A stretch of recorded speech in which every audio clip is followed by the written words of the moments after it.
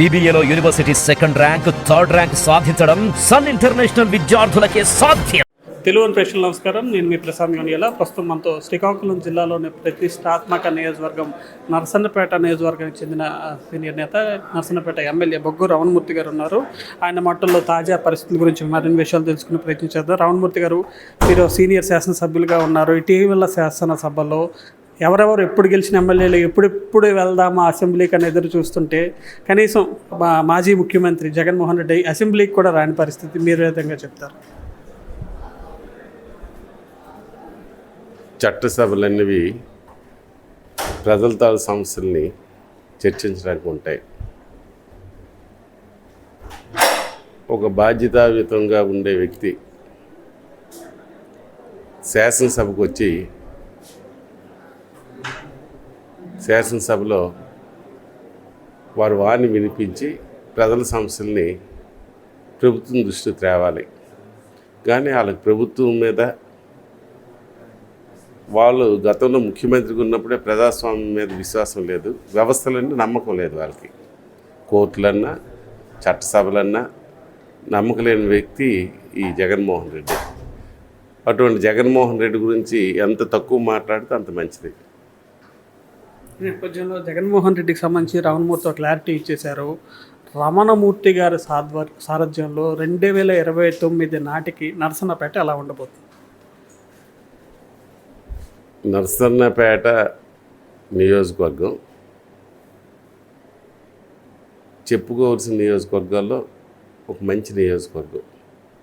నదులు ఉన్నాయి, పెద్ద పెద్ద తటాకాలు ఉన్నాయి.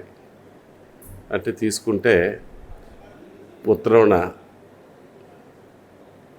పర్వత శ్రేణి ఉన్నది, అలాగే మాకు పడమటిన మూసిదారి నది, తూర్పున బంగాళాఖాతం సముద్రం ఉంది. అంటే భౌగోళికంగా కలిపి సారవంతమైన నేల. అయినప్పటికీ గడిచిన 5 సంవత్సరాల్లో అన్ని వ్యవస్థలు కుప్పకూలిపోయాయి. ముఖ్యంగా ఇరిగేషన్, సాగునీరు కానీ తాగునీరు కానీ అన్నీ ఉండి అల్లుడు నోట్లు చేనన్నట్టు ఇవాళ అంతా అస్తవ్యస్తంగా ఉంది. రమణమూర్తి అంటున్నారు అన్నీ అస్తవ్యస్తం, వ్యవస్థలన్నీ కుప్పకూలిపోయాయని. కానీ ఆ ఉప ముఖ్యమంత్రి హోదాలో, వైసీపీలో ఏదైతే సీనియర్ నేత హోదాలో నరసన్నపేటకి ఎంతో చేశానని చెప్పి ధర్మాన కృష్ణదాస్ చెప్తున్న పరిస్థితి. ఆయన మాట నమ్మాలా, మీ మాట నమ్మాలి? మా మాట నమ్మవసరం లేదు, అతని మాట నమ్మవసరం లేదు. ప్రజల మాట నమ్మితే సరిపడుతుంది. అలాగే ఏవైతే కార్యక్రమాలు 2019 ముందుకు ప్రారంభించానో ఆ కార్యక్రమాలు మీరు వెళ్ళి తెలుసుకున్నా అతను ఉప ముఖ్యమంత్రిగా ఏం చేసినాడంది స్పష్టంగా తెలుస్తుంది. దానికి కొన్ని ఉదాహరణలు కలిపి నేను చెప్తాను. ఏదైతే నరసన్నపేట నియోజకవర్గంలో మెట్టు ప్రాంతం ఉందో దానికి సాగునీరు అందించాలి అన్న ఆలోచనతో బొంతు ఎత్తిపోతల పథకాన్ని మంజూరు చేయించి గౌరవ ముఖ్యమంత్రి గారి చేత ఫౌండేషన్ స్టోన్ వేయించి శరవేగంతో పనులు పరిగెట్టించి 63 నుంచి 64% పనులు పూర్తి చేసి 2019లో మా ప్రభుత్వం మరి రాకపోవడం, నేను శాసనసభ్యుడిగా ఓడిపోవడం జరిగింది. తరువాత 1% కలిపి పని జరగలేదంటే అది అతని పనితీరుకి నిదర్శనం. అలాగే ఇవాళ నరసన్నపేటలో రాజుల చెరువు 10 కోట్లు ఇస్తామని ముఖ్యమంత్రి వచ్చి అక్కడ ప్రకటించిన 10 పైసలు ఇవ్వాలి. అది వాళ్ళ ప్రభుత్వం తాలూగా చిత్తశుద్ధి. అలాగే ఉన్నతి మండలం బ్రిడ్జి, అది కోస్టల్ కారిడార్ అవ్వచ్చు. అవేళ టూరిజం డెవలప్మెంట్కి శ్రీకూర్మం, సాలికొండం, జగతిమెట్ట, దీర్ఘాసలో ఏదైతే దుర్గమ్మ టెంపుల్ ఉందో అది, ఆ శాసనాలు, అక్కడి నుంచి శ్రీమోకలింగం, అలాగే ఒక టూరిజం డెవలప్మెంట్ ఉంటే ఆవేళ చంద్రబాబు నాయుడు గారిని చెప్పి ఉన్నతి మండలం గార మధ్యలో అంటే సాలికొండం మధ్యలో బ్రిడ్జి మంజూరు చేయించి సుమారు 65%, 67% వరకు చేయించి ఆ తర్వాత ఎక్కడికక్కడ అయిపోయింది. అదే నిదర్శనం అతను ఏం పని చేసినాడని.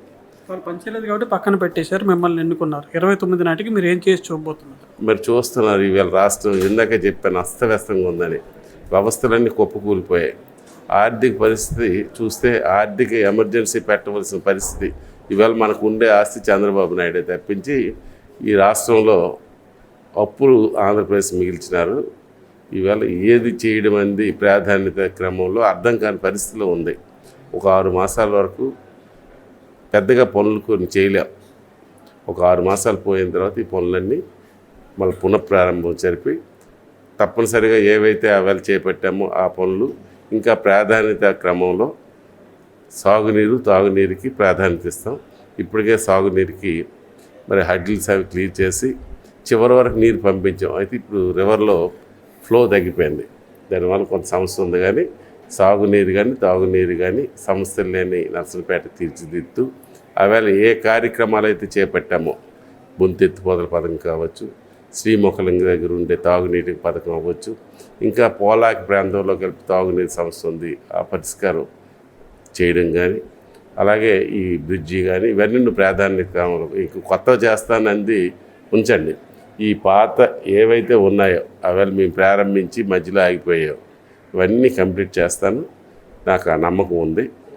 అదే నేను నర్సన్నపేట ఎమ్మెల్యే బొగ్గు రమణమూర్తి గారు చెప్తున్న మాట. నర్సన్నపేటలో ఉన్న సమస్యలను ప్రాధాన్య క్రమంలో పరిష్కరిస్తూ 2029 నాటికి తన వంతు మార్కు చూపిస్తానని చెప్పి ఆ బొగ్గు రమణమూర్తి చెప్తున్నారు. ఇంకోవైపు ఏదైతే గతంలో ఉప ముఖ్యమంత్రి హోదాలో ధర్మాన కృష్ణదాస్ ఏమి చేశారు అన్నది నర్సన్నపేట ప్రజలను అడిగితే స్పష్టంగా చెప్తారని, ఆయన ఏమీ అభివృద్ధి చేయలేదు కనుకే తిరిగి ఘనమైన మెజార్టీతో తనకు పట్టం కట్టారని, భవిష్యత్తులో తన మార్కు కూడా చూపిస్తానని చెప్పి బొగ్గు రమణమూర్తి చెప్తున్న పరిస్థితి ఉంది. ఇంకోవైపు ఏదైతే ఇటీవల కాలంలో శ్రీకాకుళం జిల్లా వ్యాప్తంగా రాష్ట్ర వ్యాప్తంగా సంచలనం సృష్టిస్తున్న ధర్మాన ప్రసాదరావు టీడీపీలో చేరిక విషయంపై కూడా బొగ్గు రమణమూర్తి స్పందించిన పరిస్థితి ఉంది.